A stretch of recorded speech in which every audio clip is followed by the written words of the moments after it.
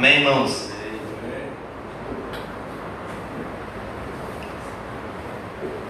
Graças a Deus.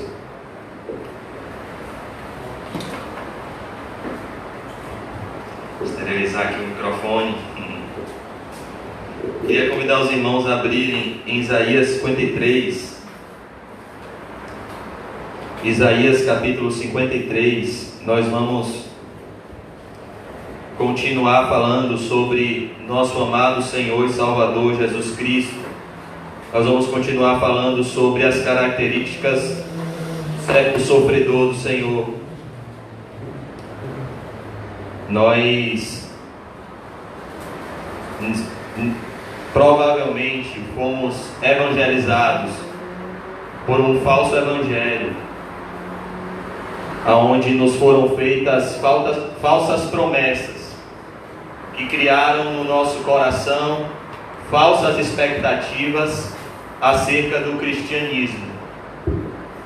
Nós vemos hoje um evangelho que promete que se você vir a Cristo, tudo vai dar certo na sua vida, você não vai ter problemas, você não vai ter sofrimentos, você não vai sentir dores, você não vai passar por dificuldades.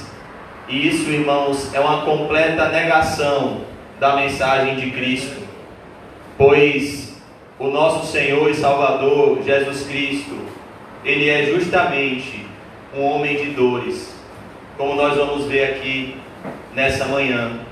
Ele é um homem experimentado nos trabalhos, um homem que sabe o que é padecer, o mais rejeitado entre os homens. E é sobre este homem, sobre este Jesus, que eu queria falar com vocês nessa manhã, sobre o nosso amado Senhor e Salvador Jesus Cristo. Isaías 53, versículo 1. O profeta Isaías, ele vai começar aqui um retrato falado, amados irmãos, do nosso Senhor e Salvador Jesus Cristo. E todos nós precisamos ter em vista sempre a face de Jesus Cristo. Há uma frase de um filósofo que serve para o cristianismo. Ele disse que todos os ventos são contrários para o marinheiro que não sabe para onde está indo. Então, para a pessoa que não sabe para onde está indo, todo vento é contrário. E o cristão é aquele que, como disse o apóstolo Paulo, ele sabe em quem ele tem crido, e ele é fiel para guardar o seu depósito até aquele grande dia. Então aqui nós vemos um retrato falado do nosso amado Senhor, do nosso Senhor Jesus Cristo, aquele que nós jamais podemos perder de vista. A Bíblia diz que felizes são os limpos de coração, pois eles verão a Deus. E aqui no versículo 1 do capítulo 53, o profeta Isaías começa com uma pergunta retórica, que nós falamos na sexta-feira: quem creu em nossa pregação? Isaías começa descrevendo o nosso Senhor, o nosso Redentor, a partir da sua rejeição, a partir da oposição que ele iria enfrentar desde o início do seu ministério. Quem creu em nossa pregação? Ele começa com essa pergunta retórica: quem acreditou na pregação de Jesus Cristo, irmãos? E a quem foi revelado o braço do Senhor? Porque foi subindo como um renovo perante ele, e como raiz de uma terra seca, não tinha aparência nem formosura. Olhámo-lo, mas nenhuma beleza havia que nos agradasse. Então nós vimos ontem a forma que Jesus Cristo surgiu no cenário de Israel. Ele surgiu de uma forma inesperada, ele surgiu de uma forma humilde, Jesus Cristo, ele veio como um renovo perante o Senhor. Ele nasceu numa manjedoura de um pobre casal, de uma forma simples, humilde, como uma raiz de uma terra seca. Jesus Cristo, ele não atendia aos requisitos do padrão religioso de Israel. Jesus Cristo, ele era uma contradição dos líderes religiosos judaicos. Ele era manso, humilde de coração, ele não tinha aparência exterior, ele vinha de uma família pobre, ele mesmo era pobre, a sua profissão era a carpintaria, e não havia nada de atrativo no nosso Senhor e Salvador para o homem natural. Por isso aqui Isaías diz assim: olhamo-lo, ou seja, quando a gente olhava para ele, quando a gente olha para ele, não há nenhuma beleza que nos agrade. Não existe nenhuma beleza em Jesus para o homem natural, para o homem não regenerado. Porque a beleza de Jesus, irmãos, não é física. A beleza de Jesus é espiritual. A beleza de Jesus Cristo não é uma beleza que atrai o homem carnal. É uma beleza que atrai aquele que foi regenerado por Deus. Por isso que o próprio Senhor Jesus Cristo disse: ninguém pode vir a mim se o Pai que está no céu não o trouxer.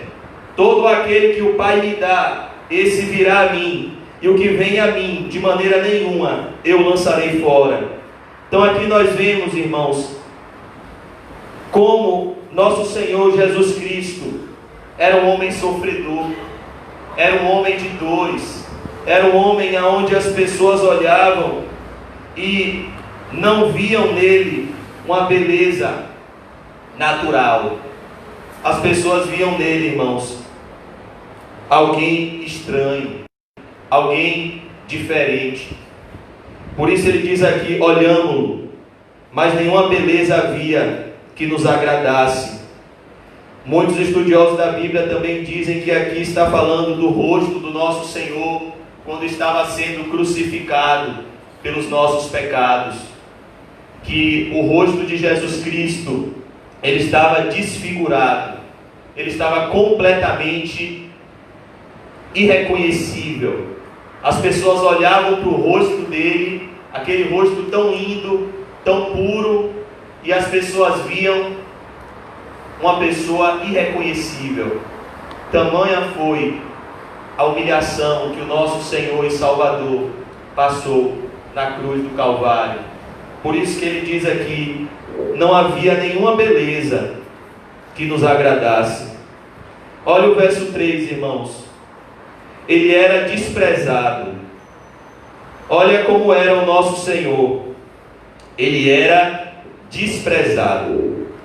O que significa, irmãos, ser desprezado? Alguém que não é levado em conta, alguém que é deixado de lado, alguém que é humilhado. Jesus Cristo veio para os seus e os seus não o receberam. Ele era desprezado, a começar pelo lugar que ele nasceu. Quando Maria estava grávida, a Bíblia diz que não havia lugar para o nosso Senhor nas hospedarias de Belém. E ele nasceu aonde? Numa manjedoura, em meio a bichos. Porque ele era desprezado, irmãos. Ele foi extremamente rejeitado pelos seus. Sua família o desprezou. Disseram que ele estava fora de si. O seu povo o desprezou quando ele começou o seu ministério. As pessoas diziam: não é este o carpinteiro, filho de José, filho de Maria?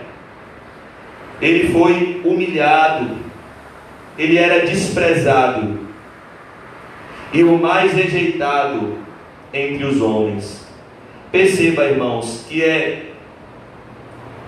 diante desse Jesus aqui que nós temos que ser feitos à imagem e semelhança. É diante desse homem que nós temos que ser conformados à imagem e semelhança. Por isso que nós não podemos criar expectativas nessa terra, pois aqui neste mundo, se somos regenerados, aquele que diz estar em Cristo tem que andar como Ele andou. Por isso que ele diz aqui, o profeta Isaías diz, ele era desprezado. E eu queria convidar os irmãos a abrirem suas Bíblias em Lucas 6. Lucas 6, 20.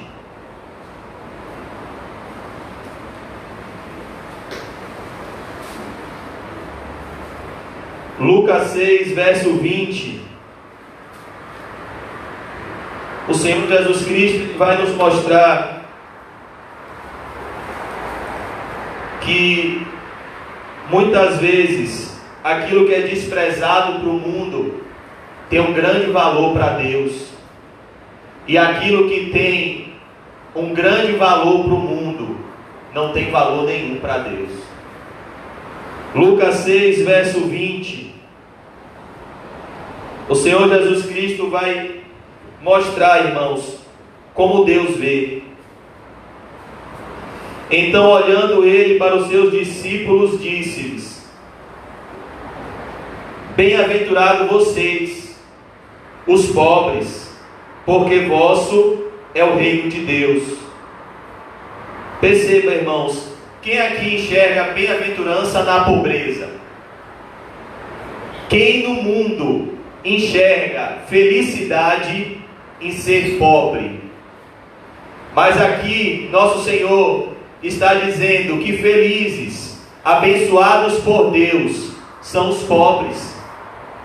O nosso Senhor Jesus Cristo era pobre. A gente sabe que essa pobreza aqui não fala somente de uma pobreza material, fala de uma pobreza do coração. Bem-aventurados são os pobres em espírito, porque deles é o reino dos céus.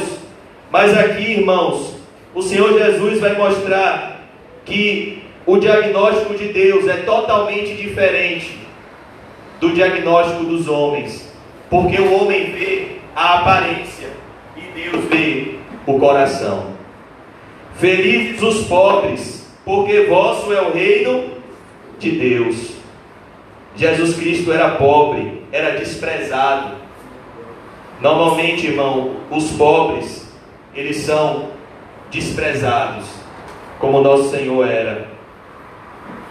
Bem-aventurados os que agora tendes fome, porque sereis fartos. Olha o que o Senhor Jesus está dizendo: felizes são os que agora passam necessidades. Felizes são aqueles que muitas vezes dependem de Deus para o pão nosso de cada dia. Um dia Deus vai saciá-los na glória. Bem-aventurados vós os que agora chorais, porque um dia vocês vão rir. O Senhor Jesus está mostrando, irmãos, que há uma bem-aventurança no choro. É o choro do arrependimento, é o choro daquele que está ansiando pela presença de Deus, daquele que tem fome e sede de justiça. Há uma felicidade, irmãos, naquele que chora, a tristeza segundo Deus, porque um dia vocês vão rir. Está escrito em Apocalipse que Deus enxugará dos nossos olhos toda lágrima. Olha o verso 22. Bem-aventurados sois quando os homens vos odiarem e quando vos expulsarem da sua companhia, vos injuriarem e rejeitarem o vosso nome como indigno por causa do Filho do Homem. Perceba, foi isso que fizeram com o nosso Senhor e Salvador Jesus Cristo. Rejeitaram Ele, trataram-o como indigno e levaram Ele para ser julgado na casa do sumo sacerdote. Depois levaram ele para Pôncio Pilatos, e ele foi, como um malfeitor, condenado à cruz, expulso da nação que ele criou. E aqui Jesus Cristo disse: felizes são vocês quando forem tratados da mesma forma que eu fui. Regozijai-vos naquele dia e exultai, porque grande é o vosso galardão no céu. Pois dessa forma procederam seus pais, seus antepassados, com os profetas. Mas olha, irmãos, o que o Senhor Jesus vai dizer no verso 24 ao verso 26. Olha o diagnóstico que ele vai dar daqueles que não são conformados à imagem de Jesus. Mas ai de vós, os ricos, porque tendes a vossa consolação. Perceba, irmãos, que as pessoas que o Senhor Jesus Cristo está dizendo aqui, ai de vós, são essas que o mundo admira e elogia. Talvez você seja influenciado, ou esteja sendo influenciado agora, por alguém que faça parte desse grupo, que está debaixo da ira de Deus. A expressão ai aqui é anátema, amaldiçoado pelo próprio Deus. Talvez você tenha como referencial alguém que esteja nessa condição espiritual. Por isso que o Senhor Jesus Cristo aqui mostra quem são aqueles que são bem-aventurados e quem são aqueles que são amaldiçoados. Aqui ele diz: ai de vós os... E a Bíblia já diz que o amor ao dinheiro é a raiz de todos os males. Mas aqui o Senhor Jesus vai dizer: ai de vocês os ricos. Olha que coisa, irmão. Será que a gente teria coragem de dizer isso? Chegar para uma pessoa rica e dizer: ai de vocês. Por quê? Porque tendes a vossa consolação. O que foi que o pai Abraão disse ao rico da parábola? Filho, lembra-te que recebeste os teus bens em vida, Lázaro somente males. Agora tu está sendo atormentado e Lázaro está sendo consolado. Tendes a vossa consolação. Toda a consolação do rico está aqui nessa vida. Todo o prazer do ímpio está aqui neste mundo. Já dizia um pastor do passado que a terra é o paraíso dos ímpios e o único tormento que os cristãos irão suportar. Ai de vós, os que estáis agora fartos, porque vireis a ter fome. Ai de vós, irmãos, os que são orgulhosos, os que confiam na sua própria força, os que se satisfazem sem Deus. Um dia virá uma fome que jamais terá fim sobre aqueles que não se alimentam do pão vivo que desceu do céu. É a fome da alma sem a presença de Deus. É a fome da alma não perdoada logo após o momento da morte. Porque vireis a ter fome. Ai de vós, os que agora rides. Ai dos que estão se locupletando e se regozijando na prática do pecado. Ai dos que estão tendo prazer no pecado, porque é a vez de lamentar e chorar. Verso 26 agora. Ai de vós, quando todos vos louvarem. Olha que coisa, irmãos. Não é isso que todo homem natural busca? Aceitação diante dos homens? Quem gosta de ser rejeitado? Quem gosta de chegar num lugar e ser maltratado? Ninguém. Mas aqui o nome está dizendo que pela forma que o mundo te trata, é um termômetro de como você está diante de Deus. Se os ímpios te aplaudem, provavelmente Deus está triste com você. Ai de vós quando todos vos louvarem. Essa é a característica principal dos falsos mestres. Eles são reféns da opinião dos homens, da glória dos homens. Ai de vós quando todos vos louvarem, porque assim procederam seus antepassados, seus pais, com os falsos profetas. Então perceba que o Senhor Jesus Cristo aqui faz uma divisão entre aqueles que são bem-aventurados, os seus discípulos, e entre aqueles que são amaldiçoados, aqueles que podem até usar o seu nome, mas são apenas religiosos, não possuem o Espírito Santo de Deus. E lá em Isaías 53, vamos voltar lá para Isaías 53.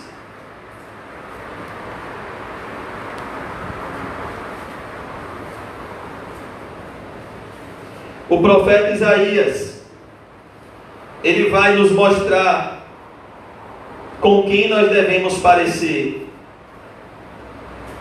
Com esse servo sofredor, com esse servo desprezado, com esse servo rejeitado. Olha o que ele diz, irmãos: era desprezado. Jesus Cristo foi desprezado e o mais rejeitado entre os homens. O mais rejeitado entre os homens. Perceba esse artigo definido aqui, irmão. O mais rejeitado entre os homens. Ninguém foi tão rejeitado como o nosso Senhor. Ele foi rejeitado pelo seu povo. Ele foi rejeitado pela sua família. Disseram que ele estava fora de si. Ele foi rejeitado pelos seus amigos. Todos o abandonaram quando ele foi preso. Ele foi rejeitado pelas autoridades religiosas. Ele foi rejeitado pelo seu amigo íntimo, que levantou contra ele o seu calcanhar, Judas. E ele foi o mais rejeitado entre os homens, porque na cruz ele foi rejeitado pelo próprio Deus. O próprio Deus rejeitou Jesus. Quando Jesus Cristo grita da cruz: Deus meu, por que me desamparaste? E a Bíblia diz que o sol escondeu o seu rosto de Jesus, e houve trevas sobre toda a terra. E ali o Pai não atende o clamor do seu Filho, porque Deus estava olhando para Jesus e vendo o meu pecado e o seu pecado sendo punido na cruz do Calvário. Por isso que aqui ele diz: ele foi o mais rejeitado entre os homens. Agora olha o que ele diz aqui, irmãos: homem de dores. Olha que coisa, irmão. Jesus Cristo foi um homem de dores. Agora, como é que a gente pode ser um discípulo de Jesus e esperar uma vida sem sofrimento? Se o Senhor Jesus Cristo disse, amados irmãos, não convém ao discípulo ser maior do que o seu Senhor. Qual é o discípulo perfeito? Jesus Cristo disse: é aquele que tudo imita o seu mestre. Então, como eu posso ser discípulo de um homem de dores e esperar uma vida sem sofrimentos? É impossível. Vamos abrir, irmãos, em Romanos 8, 28, uma passagem que todos nós conhecemos de cor, mas não meditamos no contexto dela. Romanos 8, 28. Olha o que diz a Bíblia.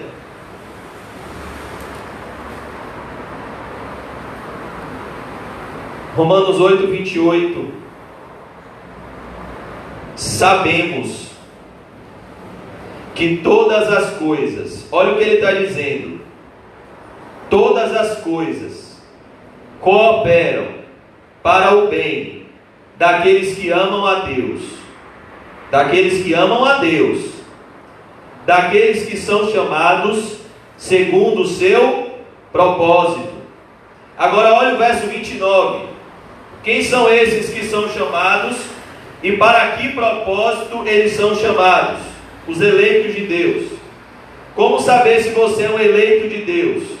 Porque aos que de antemão conheceu, também os predestinou para serem conformes à imagem de seu Filho, a fim de que ele seja o primogênito entre muitos irmãos. Perceba, o que é que Paulo está dizendo aqui? Qual é o supremo propósito de Deus na minha e na sua vida?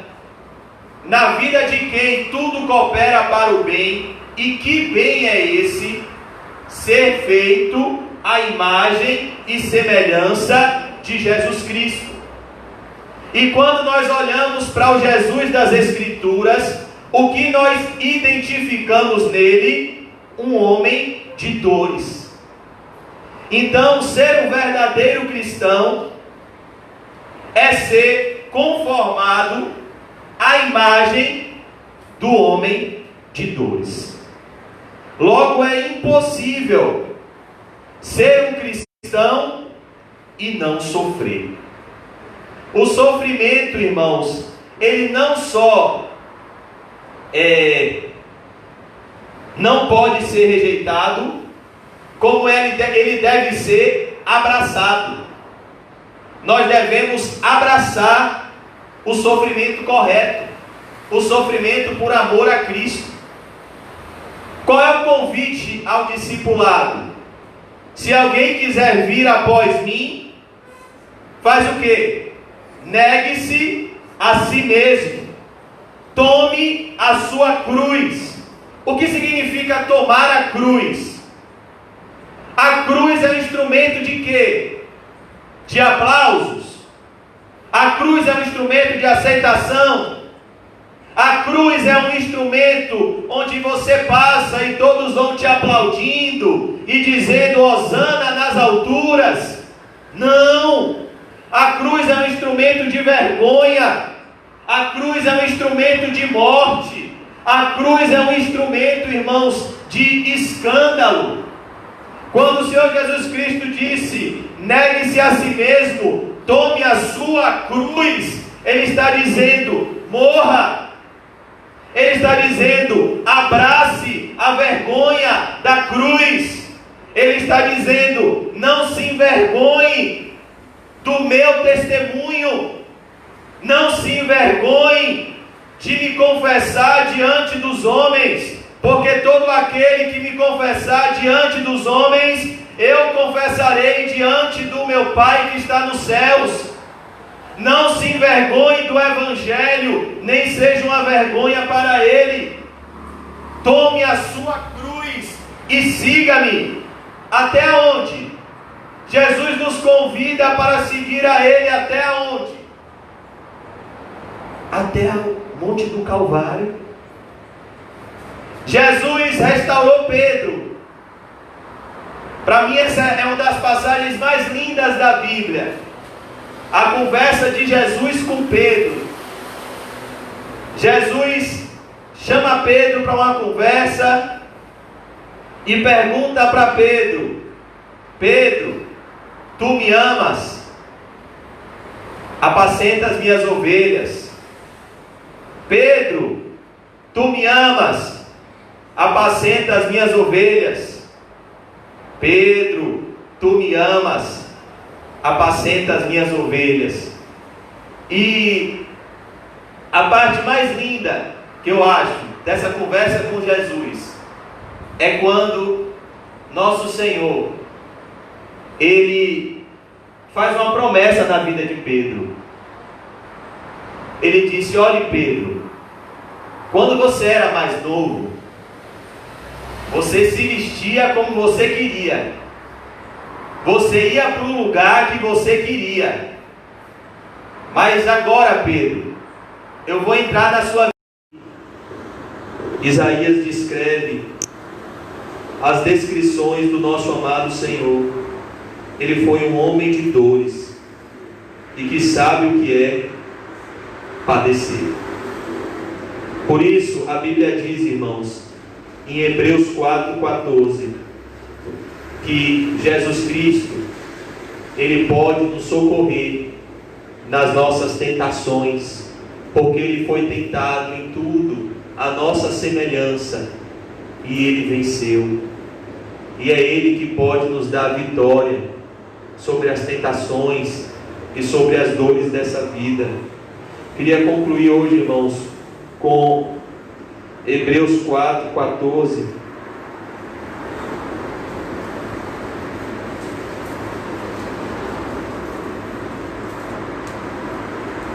Hebreus capítulo 4, verso 14.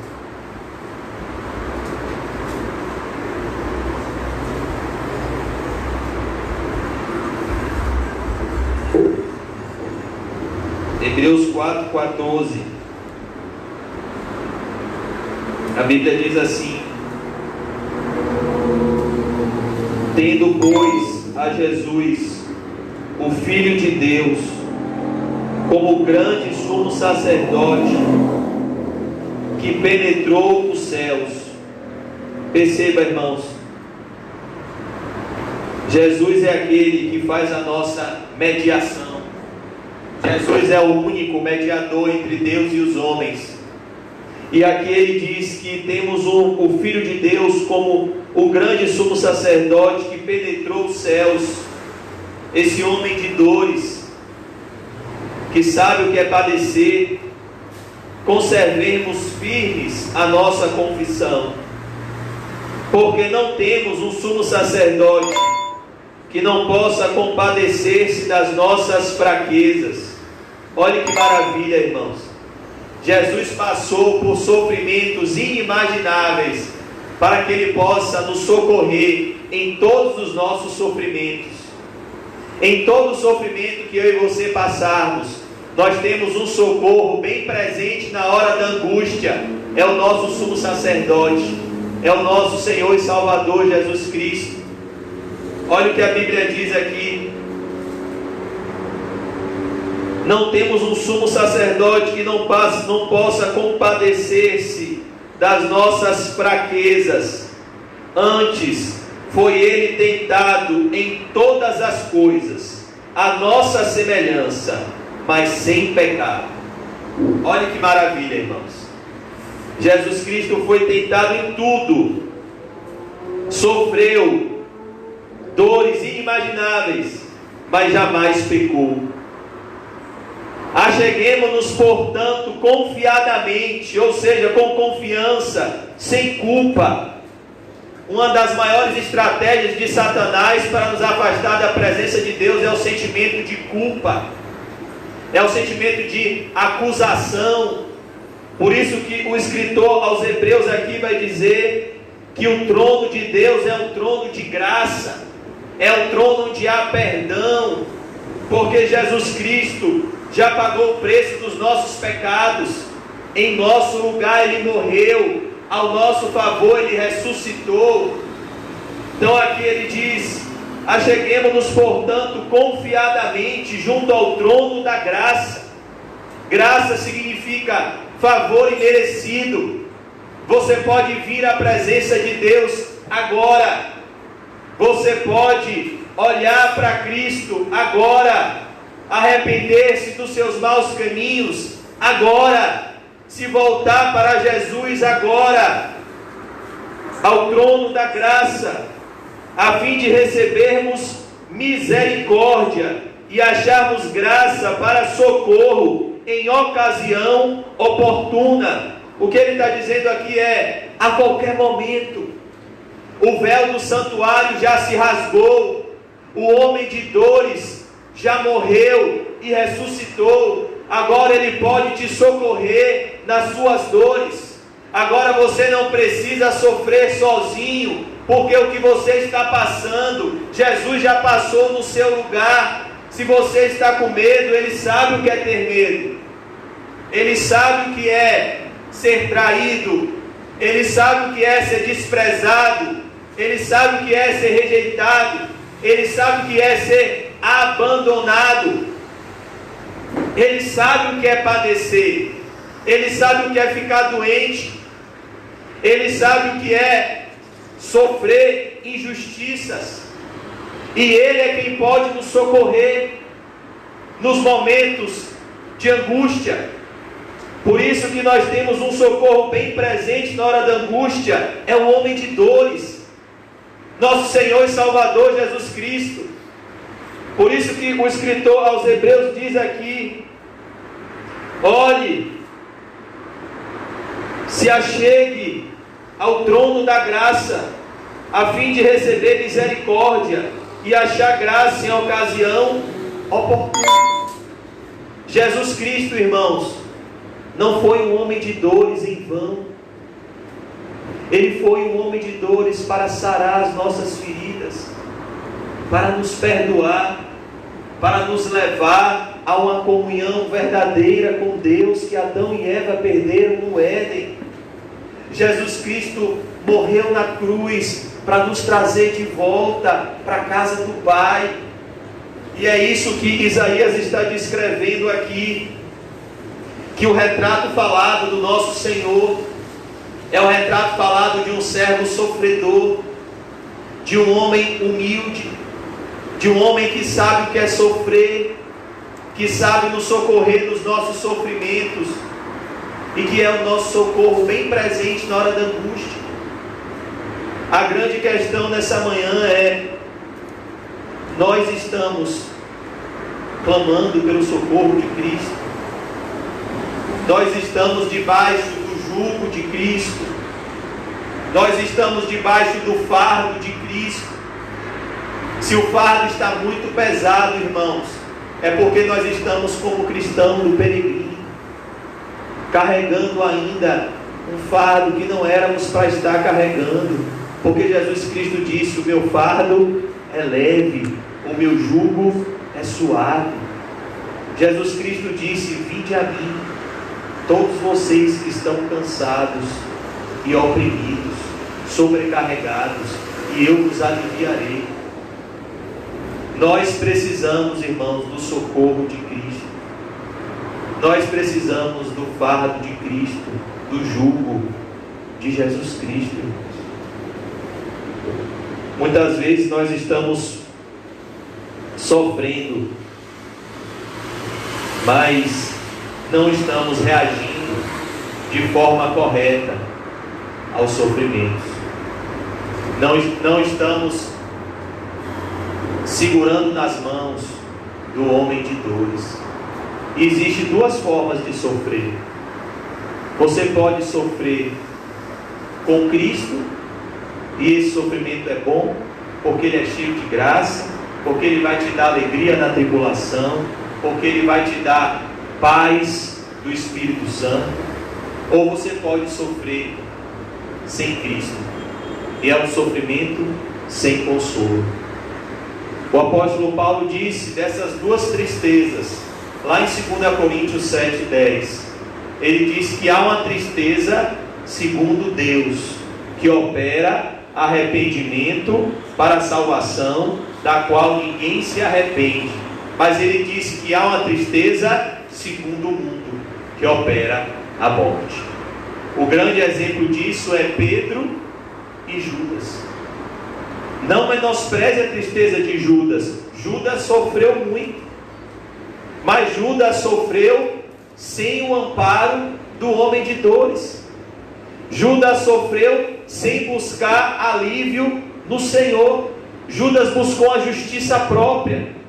Judas ele buscou dar um jeito no seu erro.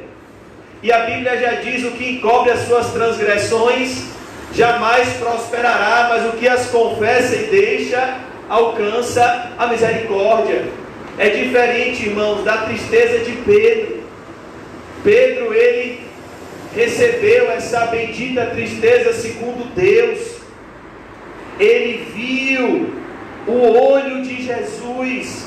Quando ele o negou pela terceira vez, a Bíblia diz que o galo cantou.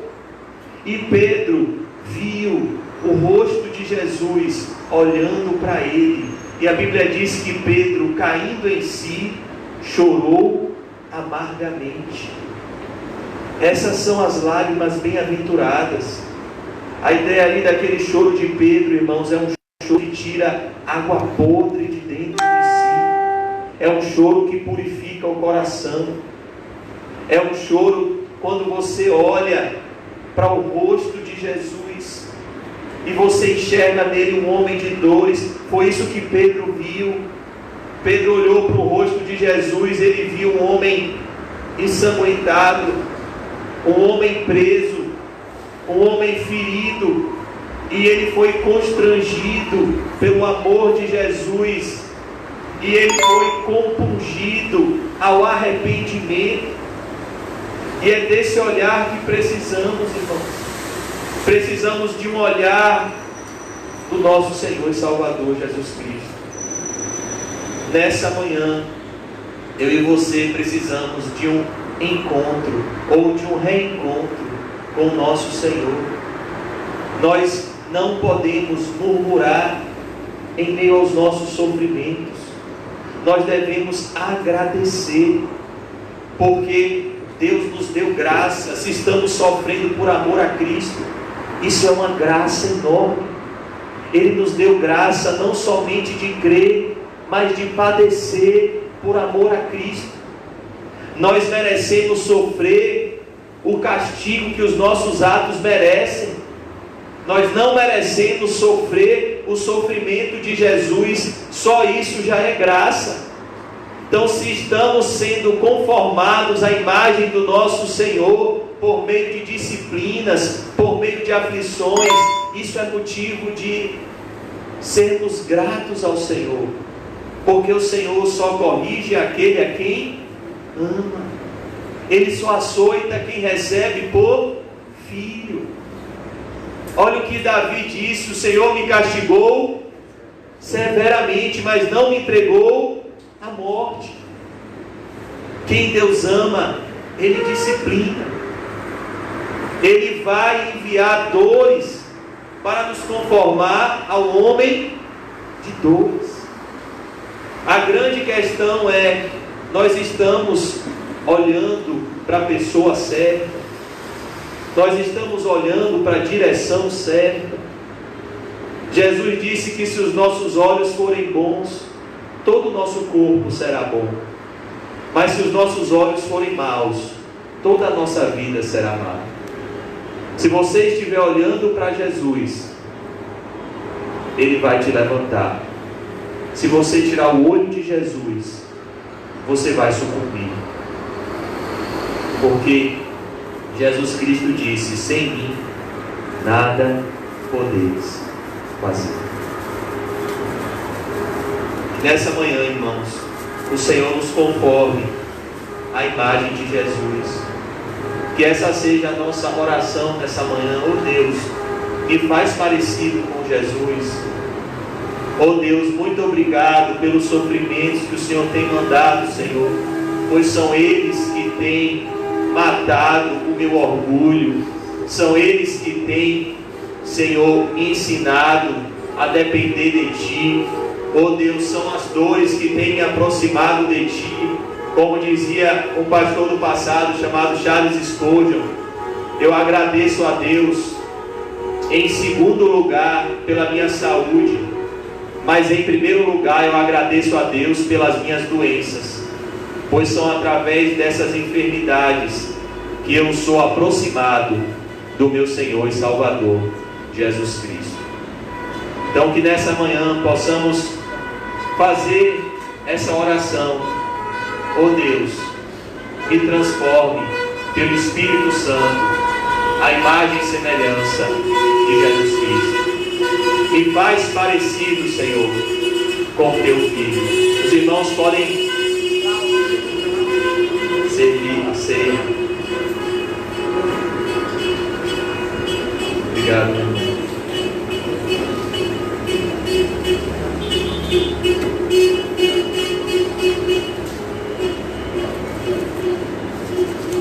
E eu queria ler o texto da ceia em 1 Coríntios 11, 28.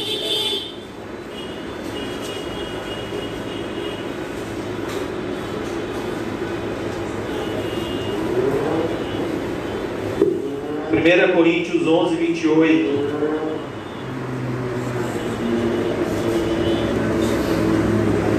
Primeira Coríntios 11, 23, perdão.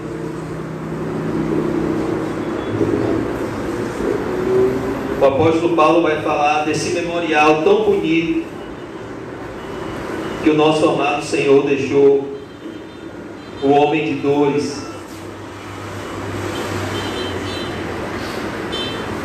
Porque eu recebi do Senhor o que também vos entreguei, que o Senhor Jesus, na noite em que foi traído, tomou o pão. Perceba, irmãos, que o Senhor Jesus, Ele tomou o pão na noite em que foi traído. Mas a traição de Judas não impediu nosso Senhor de se alegrar na presença de Deus. A Bíblia diz que Jesus Cristo, Ele entoou um hino com os seus discípulos no Monte das Oliveiras. Talvez ele tenha cantado o Salmo 16, o Salmo 113 ao 118.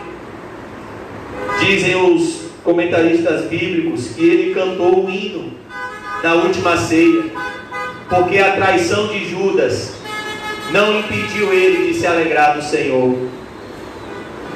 Ele tomou o pão e, tendo dado graças, o partiu e disse: isto é o meu corpo, que é dado por vós. Fazei isto em memória de mim. O que é em memória?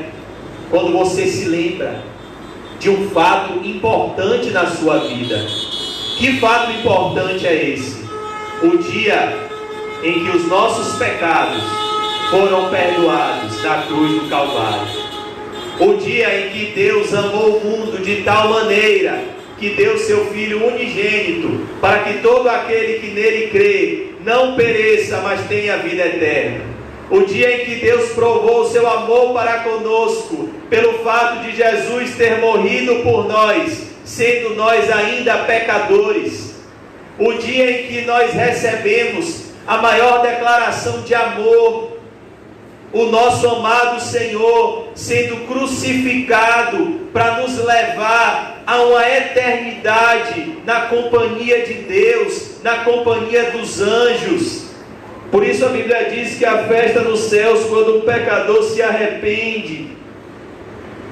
Por semelhante modo, depois de haver ceado, tomou também um cálice, dizendo: este cálice é a nova aliança no meu sangue.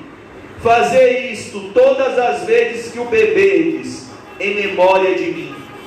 Porque todas as vezes que comerdes este pão e beberdes o cálice, anunciais a morte do Senhor até que Ele venha. Perceba, irmãos, o que é que nós estamos fazendo aqui? Anunciando que Jesus Cristo morreu e que Ele vai voltar para nos buscar. É como quando a gente era criança, que a gente estava na escola e nosso pai dizia: meu filho, tal hora eu venho te pegar. E às vezes parecia que ia demorar, parecia que o pai tinha se esquecido da gente, e em um dado momento ele chegava. Assim também é o nosso relacionamento com o Senhor. Ele sabe a hora certa de nos levar para casa. Por isso ele diz aqui: por isso aquele que comeu o pão ou bebeu o cálice do Senhor indignamente será réu do corpo e do sangue do Senhor. O que é ceiar indignamente, irmãos? É ceiar sem arrependimento. A ceia do Senhor, ela deve ser um momento de contrição e arrependimento. Não permita que o seu pecado te afaste da ceia, não. Deixe que a ceia te afaste do seu pecado. A ceia do Senhor, irmãos, é um momento maravilhoso, porém, pode ser um momento triste se ceiarmos com o coração endurecido, como foi o caso de Judas.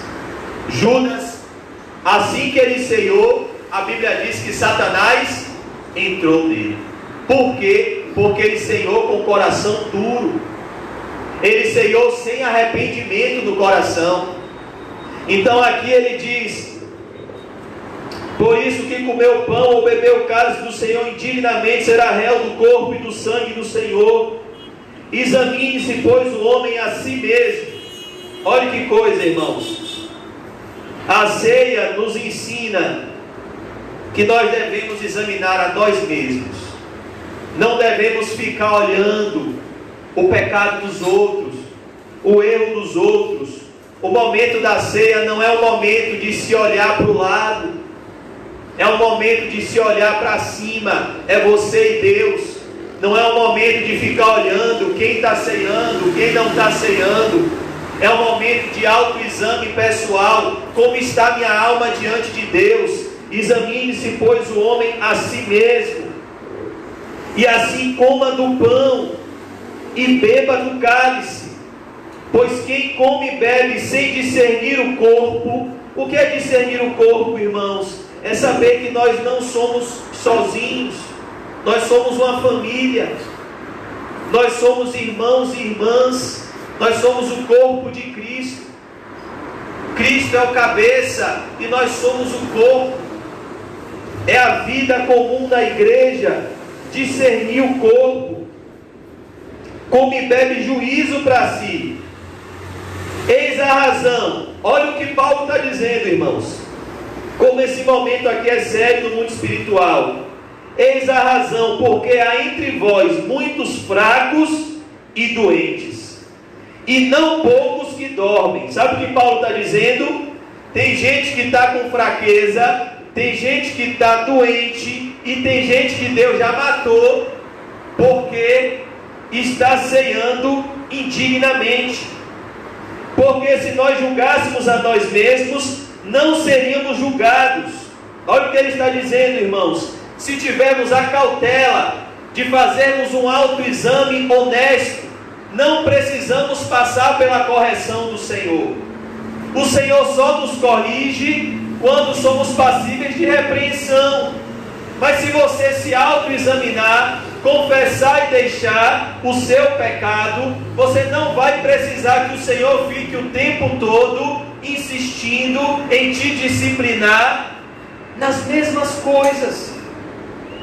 Por isso que ele diz aqui: mas quando julgados, somos disciplinados pelo Senhor, para não sermos condenados com o mundo.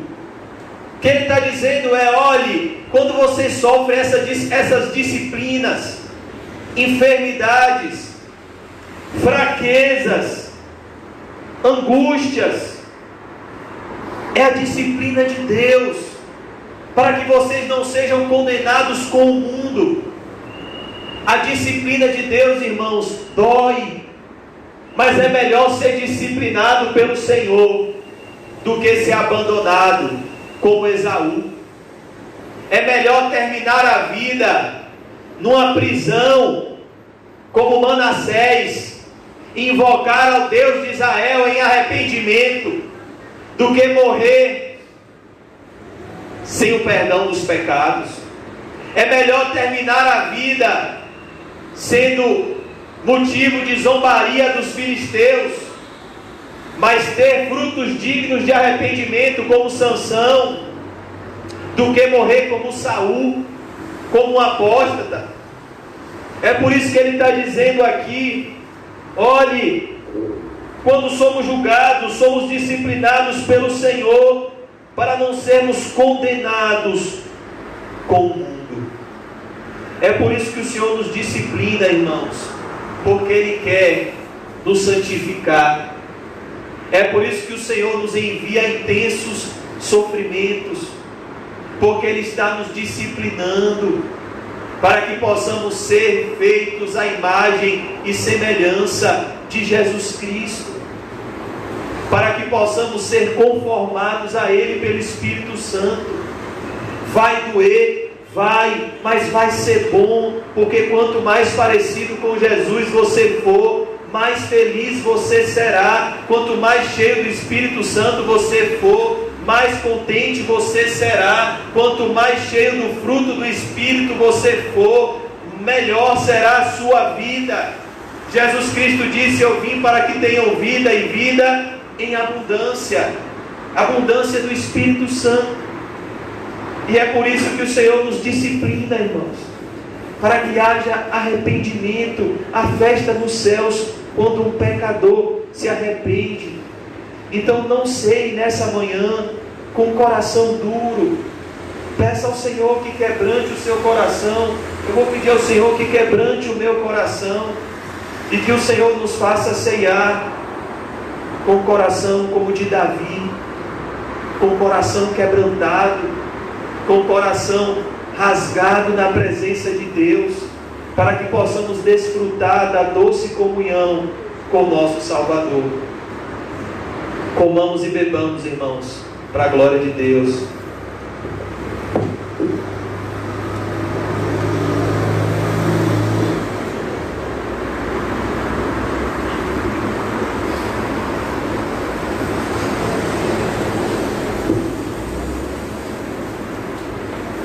Ó Deus, muito obrigado, Senhor, pelo privilégio, Pai, de estar na Tua casa. Obrigado pelo privilégio de ser disciplinado, Pai, por Ti. Obrigado, Senhor, porque o Senhor tem nos mostrado, Senhor, que é bom, Senhor, quando sofremos, para que sejamos conformados ao nosso Senhor. Oh Deus, muito obrigado, Senhor, pelas aflições. Muito obrigado, Senhor, pelas dores que tem nos feito, Senhor, nos aproximar de Ti. Oh Deus, eu oro, Senhor, pelos nossos corações nessa manhã. Deus, que o nosso coração seja quebrantado pela Tua disciplina. Oh Deus, restaura a sorte, Senhor, do Teu povo. Oh Deus, nos levanta, Senhor. Restaura o altar caído, Pai. Oh Deus, eu peço nessa manhã que o Senhor faça conosco, oh meu Deus, o que o Senhor fez, Pai, com Pedro, Senhor. Que o Senhor nos levante, Pai, de toda prostração, de toda depressão, Senhor. Oh Deus, eu te peço, Pai, nos concede graça. Oh Deus, eu te peço, Senhor, nos dá um arrependimento sincero, Pai. Oh Jesus, derrama do Teu Espírito Santo nessa igreja e nos conforma a imagem de Jesus, Pai. Oh Deus, nos conforma ao homem de dores, meu Deus. Me faz amadurecer na fé, Senhor.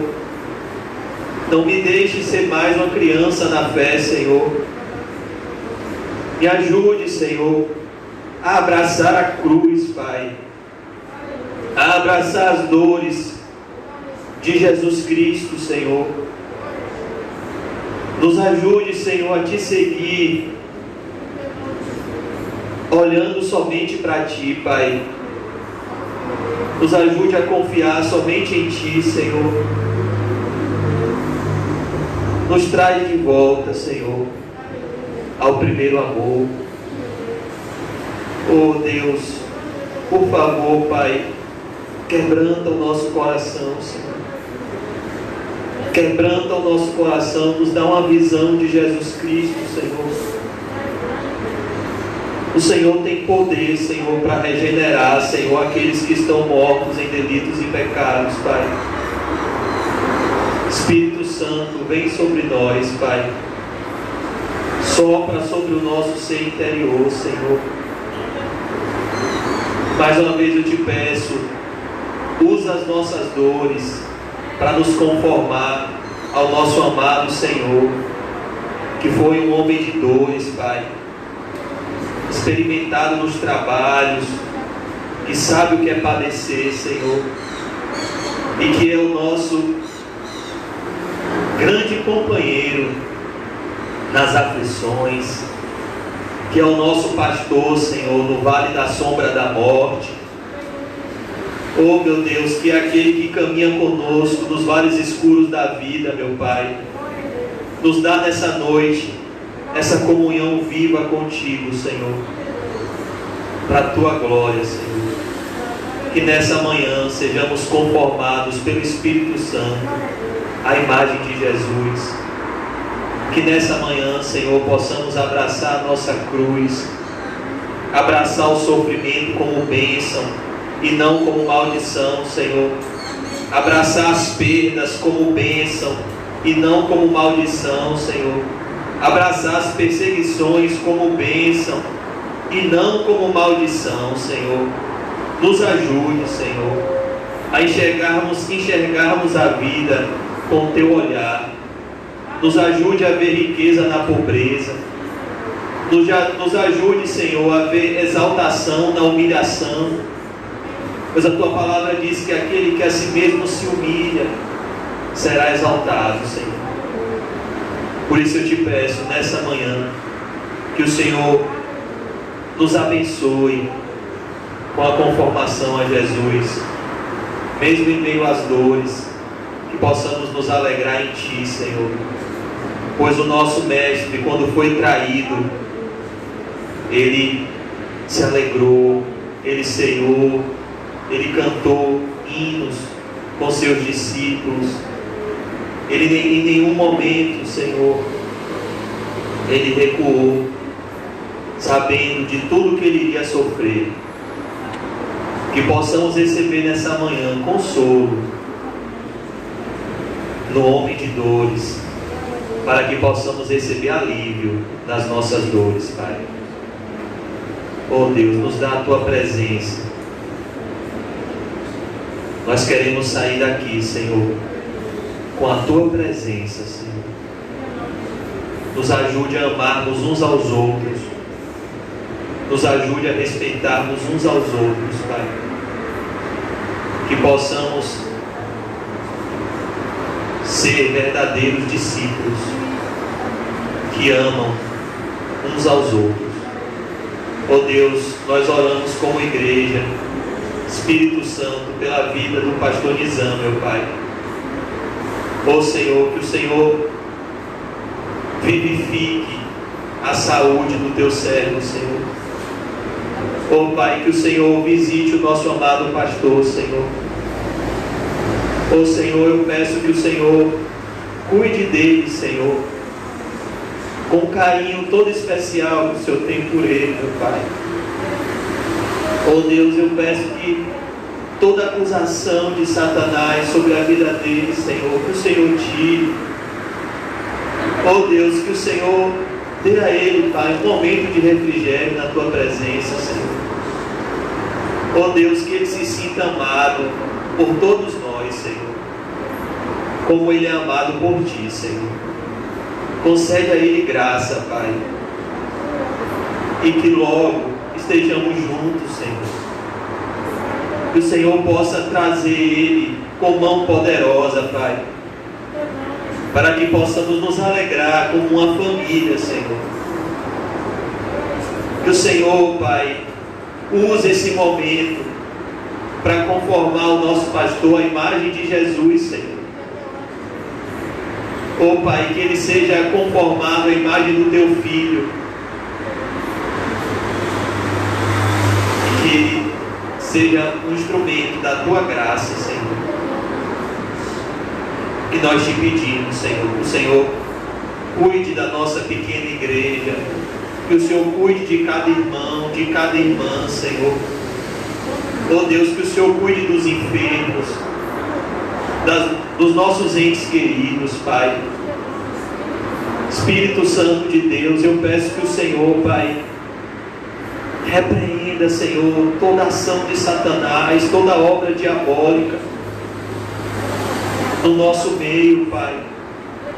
E que possamos nesse momento nos unir em oração, como um só corpo, Senhor, como irmãos e irmãs que são filhos de um mesmo Pai, que é Deus, Pai.